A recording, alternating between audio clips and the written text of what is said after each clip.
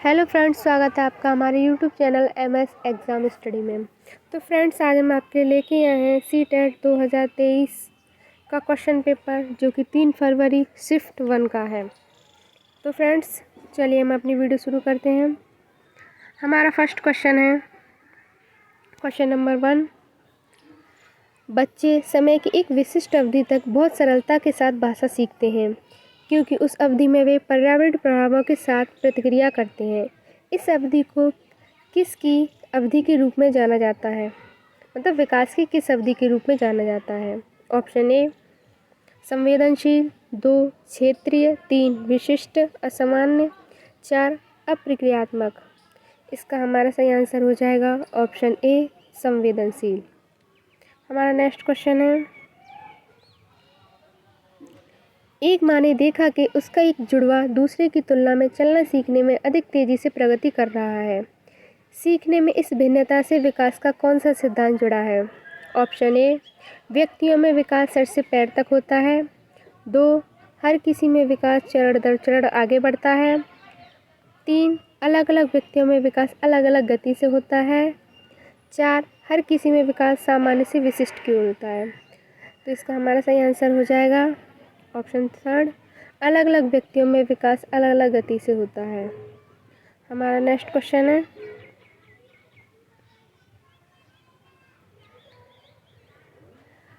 हमारा question number 3। विकास निम्न में से किस पर निर्भर है? ए आनुवंशिक प्रवृत्ति, 2 सामाजिक सांस्कृतिक प्रथाएं, 3 भौतिक वातावरण। तो फ्रेंड्स, इसका हमारा सही आंसर हो जाएगा ऑप्शन 4। हमारी ये तीनों विकास का हमारा जो विकास होता है वो तीनों पे डिपेंड करता है, आनुवंशिकता पर भी, सामाजिक सांस्कृतिक प्रथाओं पर भी और भौतिक वातावरण पर भी। तो इसका हमारा सही आंसर ऑप्शन 4 हो जाएगा। हम नेक्स्ट क्वेश्चन नंबर 4 है, जीन पियाजे के संज्ञानात्मक विकास के सिद्धांत के अनुसार अध्यापक को किस अवस्था में क्रमबद्धता से संबंधित प्रश्न हल करने के लिए देना चाहिए? 1 संवेदीगामक, 2 पूर्व संक्रियात्मक, 3 मूर्त संक्रियात्मक, 4 औपचारिक संक्रियात्मक। तो इसका हमारा सही आंसर हो जाएगा ऑप्शन 3 मूर्त संक्रियात्मक। हमारा नेक्स्ट क्वेश्चन है क्वेश्चन नंबर 5। जीन पियाजे के सिद्धांत के अनुसार व्यक्ति आत्मसातकरण और समंजन के माध्यम से किस स्थिति को प्राप्त करने का प्रयास करते हैं? ऑप्शन ए संतुलन, 2 असंतुलन, 3 प्रत्यक्ष अवबोधन, 4 भ्रम। तो इसका हमारा सही आंसर हो जाएगा ऑप्शन ए संतुलन। चलिए फ्रेंड्स, नेक्स्ट क्वेश्चन पे चलते हैं। हमारा क्वेश्चन नंबर 6 है, 6 वर्षीय लड़का मनीष दुनिया और दूसरों के अनुभवों को केवल अपने ही दृष्टिकोण से देखता है और दूसरों के दृष्टिकोण को समझने में असफल रहता है। यह विकास प्रतिनिधित्व करता है। ऑप्शन ए संरक्षण, 2 आत्मकेंद्रिता, 3 प्रतिवर्ती चिंतन, 4 वैज्ञानिक तार्किकता। तो इसका हमारा सही आंसर हो जाएगा ऑप्शन बी आत्मकेंद्रिता। हमारा नेक्स्ट क्वेश्चन है क्वेश्चन नंबर 7। लॉरेंस कॉलबर्ग के नैतिक विकास के सिद्धांत के अनुसार एक व्यक्ति जो नैतिक विकास की कानून एवं व्यवस्था चरण में है उसका मत होगा। ऑप्शन ए कानून तथा नियमों का पालन अन्य व्यक्तियों को प्रसन्न रखने के लिए करना चाहिए। ऑप्शन 2 कानून तथा अधिकारियों की आज्ञा का पालन करना चाहिए जिससे सामाजिक प्रणाली सुगम बनी रहे। 3 कानून तथा नियमों का पालन दंड से बचने के लिए करना चाहिए। 4 कानून तथा नियमों का पालन तभी करना चाहिए जब वे हमारी आवश्यकताओं की पूर्ति करें। तो इसका हमारा सही आंसर हो जाएगा ऑप्शन सेकंड, कानून तथा अधिकारियों की आज्ञा का पालन करना चाहिए जिससे वह सामाजिक प्रणाली क्या होती है हमारी सुगम बनी रहती है। हमारा नेक्स्ट क्वेश्चन है क्वेश्चन नंबर 8। लेव वाइगोत्स्की ने निम्न में से कौन सा सिद्धांत दिया? ऑप्शन ए नैतिक विकास का संज्ञानात्मक सिद्धांत, 2 व्यक्तित्व विकास का मनोवेगी सिद्धांत, 3 संज्ञानात्मक विकास का सामाजिक सांस्कृतिक सिद्धांत, 4 लगाव का विकासात्मक सिद्धांत। तो हमारा इसका सही आंसर है ऑप्शन थर्ड, संज्ञानात्मक विकास का सामाजिक सांस्कृतिक सिद्धांत, जो कि लेव वाइगोत्स्की ने दिया था। हमारा नेक्स्ट क्वेश्चन है क्वेश्चन नंबर 9। एक विद्यार्थी दिए गए प्रश्न को हल करने में चुनौती महसूस कर रहा है। लेव वाइगोत्स्की के अनुसार इस स्थिति में एक अध्यापिका को क्या करना चाहिए? ऑप्शन ए, विद्यार्थी को अनदेखा कर देना चाहिए और उसे अकेले संघर्ष करते रहने देना चाहिए। 2, विद्यार्थी को अगले कदम हेतु संकेत और इशारे देने चाहिए। 3, सीधे तौर पर सही जवाब बता देना चाहिए। 4, सवाल को हल कर पाने के लिए विद्यार्थी को दंडित करना चाहिए। तो इसका हमारा सही आंसर है ऑप्शन सेकंड, विद्यार्थी को अगले कदम हेतु संकेत और इशारे देने चाहिए, जिसे लेव वाइगोत्स्की ने स्कैफोल्डिंग वर्ड दिया है। जो हम टेम्पररी जो हेल्प देते हैं उसे हम क्या बोलते हैं? स्कैफोल्डिंग कहते हैं। हमारा नेक्स्ट क्वेश्चन है क्वेश्चन नंबर 10। एक प्रगतिशील कक्षा में विद्यार्थी को किस ओर केंद्रित होना चाहिए? ऑप्शन 1, अपने सहपाठियों से प्रतिस्पर्धा की ओर। 2, जितना हो सके उतना कंठस्थी करने हेतु। 3, मूर्त पुरस्कार जैसे ट्रॉफी की ओर। 4, सक्रिय भागी द्वारा ज्ञान सृजन की ओर। तो इसका हमारा सही आंसर हो जाएगा ऑप्शन डी, सक्रिय भागी द्वारा ज्ञान सृजन की ओर। नेक्स्ट क्वेश्चन पे चलते हैं। क्वेश्चन नंबर 11 है, हार्वर्ड गार्डन द्वारा प्रतिपादित बहुबुद्धियों में निम्नलिखित में से कौन सी शामिल नहीं है? 1, भाषाई बुद्धि। 2, भावात्मक बुद्धि। 3, स्थानिक बुद्धि। 4, संगीत बुद्धि। तो इसका हमारा सही आंसर है ऑप्शन सेकंड, भावात्मक बुद्धि। देखिए फ्रेंड्स, हार्वर्ड गार्डन जो अपनी बहुबुद्धि का जो सिद्धांत दिया था, उन्होंने 8 प्रकार की बुद्धि बताई थी, जिसमें भाषाई बुद्धि है, स्थानिक बुद्धि है, संगीत में बुद्धि है। नेक्स्ट क्वेश्चन पे चलते हैं।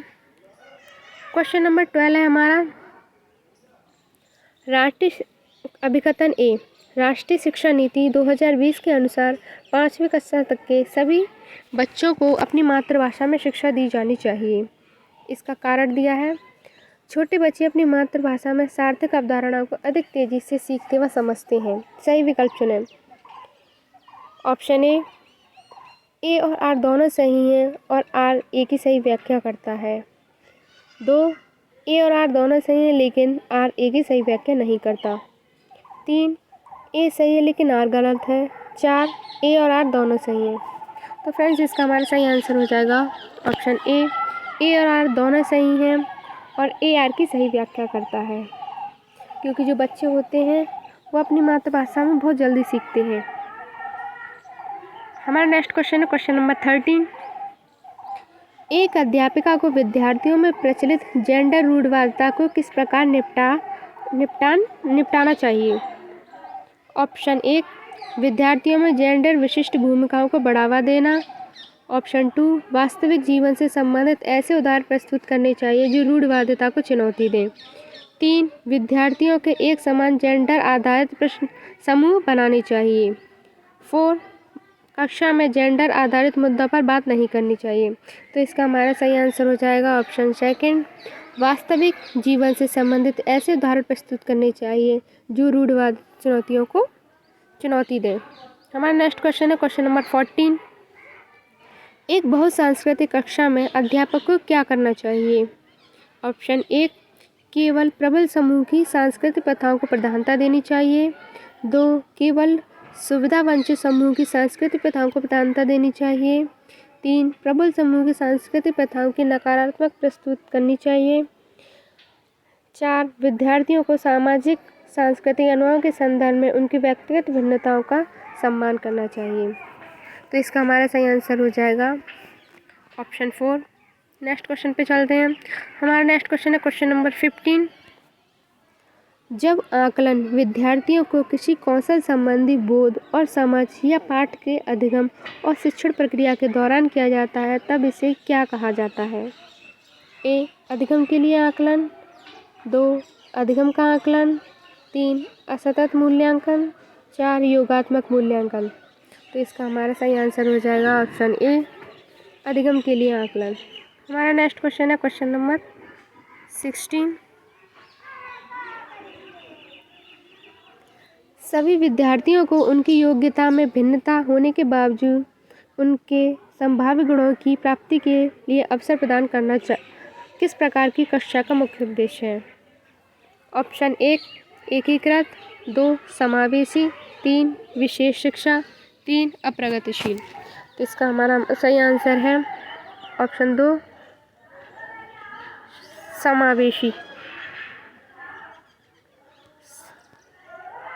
समावेशी शिक्षा। नेक्स्ट क्वेश्चन पे चलते हैं। हमारा नेक्स्ट क्वेश्चन है क्वेश्चन नंबर 17। वंचित पृष्ठभूमि के बच्चों को संबोधित करने के लिए एक शिक्षक को चाहिए। ऑप्शन 1 उन्हें ढेर सारा लिखित काम दें। 2 उनके संदर्भ के बारे में और जानने का प्रयास करें और उन्हें कक्षा चर्चा में शामिल करें। 3 उन्हें कक्षा में अलग बिठाएं। 4 उन्हें अनदेखा करें क्योंकि वे अन्य छात्रों के साथ अंतःक्रिया नहीं कर सकती। तो इसका हमारा सही आंसर हो जाएगा ऑप्शन 2 उनके संदर्भों के बारे में और जानने का प्रयास करें और उन्हें कक्षा में चर्चा में शामिल करें। नेक्स्ट क्वेश्चन है हमारा क्वेश्चन नंबर 18। निम्नलिखित में से कौन सी अधिगम अशक्तता किसी व्यक्ति के संतुलन, शारीरिक निपुणता और हाथ आंख सामंजस्य की क्षमता को प्रभावित करती है? 1 पठन वैकल्प, 2 गुणज वैकल्प, 3 भाषा वैकल्प, 4 गति समन्वय वैकल्प। तो इसका हमारा सही आंसर हो जाएगा ऑप्शन 4 गति समन्वय वैकल्प। नेक्स्ट क्वेश्चन है हमारा क्वेश्चन नंबर 19। स्वालीनता ऑटिज्म से जूझते विद्यार्थियों की पहचान किन विशिष्ट गुण होने की संभावना रहती है? देखिए फ्रेंड्स, ऑटिज्म क्या होता है, मतलब जो व्यक्ति अपने आप में लीन होते हैं उन्हें हम क्या बोलते हैं? ऑटिज्म बोलते हैं। तो हमारा फर्स्ट ऑप्शन है संप्रेषण में कठिनाई, 2 सभी के साथ अंतःक्रिया करने की इच्छा, 3 बुद्धिलब्धि का बहुत कम स्तर, 4 उच्च स्तरीय सामाजिक कौशल। तो इसका हमारा सही आंसर हो जाएगा ऑप्शन ए संप्रेषण में कठिनाई। जो लोग वो मतलब ऑटिज्म होते हैं उनमें क्या होता है, वो दूसरों के साथ इंटरेक्ट अच्छे से नहीं कर पाते। हमारा नेक्स्ट क्वेश्चन नंबर 20। निम्नलिखित में से कौन सी सृजनात्मक विद्यार्थी की पहचान विशेषता नहीं है? ऑप्शन 1 जिज्ञासा की प्रबल भावना, 2 अभिसारी सोच, 3 उच्च स्तरीय समस्या समाधान कौशल, 4 नवाचारी अनूठे विचार। तो इसका हमारा सही आंसर है ऑप्शन बी अभिसारी सोच। हमारा नेक्स्ट क्वेश्चन है क्वेश्चन नंबर 21। राष्ट्रीय शिक्षा नीति 2020 सुझाती है कि शिक्षा ऑप्शन 1 पाठ्य पुस्तक की विषय वस्तु तक सीमित होनी चाहिए, 2 तथ्य के कंठस्थीकरण पर आधारित होनी चाहिए, 3 विद्यार्थियों के बीच प्रतिस्पर्धा बढ़ाने की तरफ उन्मुख होनी चाहिए, 4 समालोचनात्मक चिंतन के विकास पर केंद्रित होनी चाहिए। तो फ्रेंड्स, इसका हमारा सही आंसर है ऑप्शन 4 समालोचनात्मक चिंतन के विकास पर केंद्रित होनी चाहिए। हमारा नेक्स्ट क्वेश्चन है क्वेश्चन नंबर 22। एक कक्षा में विद्यार्थियों के चयनित अधिगम शैलियों में व्यक्तिगत अंतरों को अध्यापिका द्वारा किस प्रकार संबोधित किया जाना चाहिए? ऑप्शन 1 अध्यापन अधिगम प्रक्रिया में बाधा के रूप में, 2 नकारात्मक पुनर्वलन द्वारा मिटाई जानी चाहिए, 3 संज्ञानात्मक असामान्यता के परिणाम के रूप में देखना चाहिए, 4 उनकी मान्यता रखते हुए बाल केंद्रित शिक्षा शास्त्र को अपनाना चाहिए ताकि उनकी व्यक्तिगत ज़रूरतें पूरी हों। तो इसका हमारा सही आंसर है ऑप्शन 4। हमारा नेक्स्ट क्वेश्चन है क्वेश्चन नंबर 23। एक प्रगतिशील कक्षा अध्यापकों को डैश के रूप में तथा शिक्षार्थियों की डैश के रूप में अपेक्षित करती है? ऑप्शन 1 ज्ञान का प्रदाता, ज्ञान का निष्क्रिय ग्रहणदाता। देखिए फ्रेंड्स, जहाँ कहीं भी निष्क्रिय वर्ड आ जाए ना तो वो हमारा नेगेटिव होता है। 2 जानकारी का प्रभुत्वधारी स्रोत, अधीनस्थ प्रतिभागी, 3 सुसाधक ज्ञान के सृजन में सक्रिय प्रतिभागी, 4 तानाशाह और आज्ञाधीश जीव। तो इसका हमारा सही आंसर है ऑप्शन 3 सुसाधक होना चाहिए। जो हमारा अध्यापक होता है उसे कैसा होना चाहिए? एक सुसाधक होना चाहिए। और जो बच्चे हैं वो ज्ञान के सृजन में सक्रिय भागीदारी के रूप में होने चाहिए। तो हमारा नेक्स्ट क्वेश्चन है क्वेश्चन नंबर 24।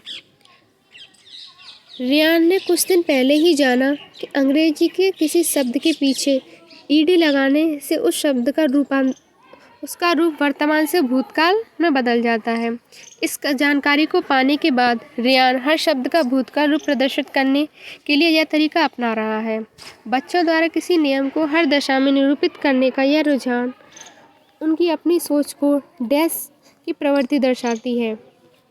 ऑप्शन 1 कमतर आंकने, 2 अनियमितता, 3 प्रतिबंधित, 4 द्विभाषिक। तो इसका हमारा सही आंसर है ऑप्शन 2 अति नियमित। हमारा नेक्स्ट क्वेश्चन है क्वेश्चन नंबर 25। ब्रेन स्टॉर्मिंग विचार विमर्श को एक तकनीकी के रूप में बच्चों में डैश विकसित करने के लिए इस्तेमाल किया जाता है। ऑप्शन 1 अभिसारी सोच, 2 प्रकार्यात्मक स्थिरता, 3 अपसारी सोच, 4 अनुक्रिया समुच्चय। तो इसका हमारा सही आंसर हो जाएगा ऑप्शन 3 अपसारी सोच। हमारा नेक्स्ट क्वेश्चन है क्वेश्चन नंबर 26। रचनावादी कक्षा में एक शिक्षक की सबसे महत्वपूर्ण भूमिका क्या है? ऑप्शन 1 सभी बच्चे को मानक निर्देश देना चाहिए, 2 सुनिश्चित करना चाहिए कि प्रत्येक बच्चा अपनी क्षमता को सर्वोत्तम रूप से प्रकट करे, 3 सभी बच्चों से समान गति से आगे बढ़ने की उपेक्षा करना, 4 बच्चों की विविध आवश्यकताओं के प्रति उदासीन रहना। तो इसका हमारा सही आंसर हो जाएगा ऑप्शन 2 सुनिश्चित करना चाहिए कि प्रत्येक बच्चा अपनी क्षमता को सर्वोत्तम रूप से प्रकट कर सके। हमारा नेक्स्ट क्वेश्चन है क्वेश्चन नंबर 27। निम्नलिखित में से कौन सा समस्या समाधान की पद्धति का पहला चरण है? ऑप्शन 1 समस्या को परिभाषित करना, 2 समस्या की पहचान, 3 प्रासंगिक जानकारी की खोज, 4 परिकल्प का निरूपण। तो इसका हमारा सही आंसर हो जाएगा ऑप्शन 2 समस्या की पहचान। हमारा नेक्स्ट क्वेश्चन है क्वेश्चन नंबर 28। प्राथमिक विद्यालय में छात्रों को प्रेरित करने के लिए शिक्षक को क्या रणनीति अपनानी चाहिए? ऑप्शन 1 व्यक्तिगत छात्रों के बीच अंकों के लिए प्रतिस्पर्धा को प्रोत्साहन करना चाहिए, 2 प्रत्येक गतिविधि के लिए प्रेरक कारकों के रूप में प्रोत्साहन, पुरस्कार और दंड का उपयोग करें, 3 पूरी कक्षा के लिए मानक लक्ष्य निर्धारित करें और उन लक्ष्यों की उपलब्धि का आकलन करने के लिए कठोर मानदंड रखें, 4 बच्चों को उनकी रुचि के अनुसार लक्ष्य निर्धारित करने में मदद करें और उसी दिशा में काम करने में उनका समर्थन करें। तो इसका हमारा सही आंसर हो जाएगा ऑप्शन 4 बच्चों को उनकी रुचि के अनुसार लक्ष्य निर्धारित करने में उनकी मदद करें और उसी दिशा में काम करने में उनका समर्थन करें। हमारा नेक्स्ट क्वेश्चन है क्वेश्चन नंबर 29। अभिकथन ए संज्ञानात्मक विकास के साथ विद्यालय में विद्यार्थियों की भावात्मक खुशहाली सुनिश्चित करनी चाहिए। कारण है इसका किसी समस्या प्रश्न को हल करते समय विचारों का मौखिकरण समस्या समाधान कौशल में बाधा डालता है। हमारा ऑप्शन 1 ए और आर दोनों सही हैं और आर एक ही सही व्याख्या करता है। ऑप्शन 2 ए और आर दोनों सही है लेकिन आर एक ही सही व्याख्या नहीं करता है। ऑप्शन 3 ए सही है लेकिन आर गलत है। ऑप्शन 4 ए और आर दोनों गलत हैं। तो इसका हमारा सही आंसर हो जाएगा ऑप्शन 2 ए और आर दोनों सही हैं लेकिन जो आर है वो एक ही सही व्याख्या नहीं करता है। हमारा लास्ट क्वेश्चन है क्वेश्चन नंबर 30। निम्नलिखित में से कौन सा अधिगम की प्रक्रिया में सकारात्मक रूप से योगदान नहीं देता? ए कुपोषण, 2 समकक्षियों के साथ सहयोग, 3 अपसारी चिंतन, 4 चर्चाएं। तो इसका हमारा सही आंसर हो जाएगा ऑप्शन ए कुपोषण। तो फ्रेंड्स हमारे CDP के 30 क्वेश्चन कंप्लीट होते हैं और हम अपनी वीडियो को यहीं ख़त्म करते हैं। वीडियो को पूरा देखने के लिए धन्यवाद।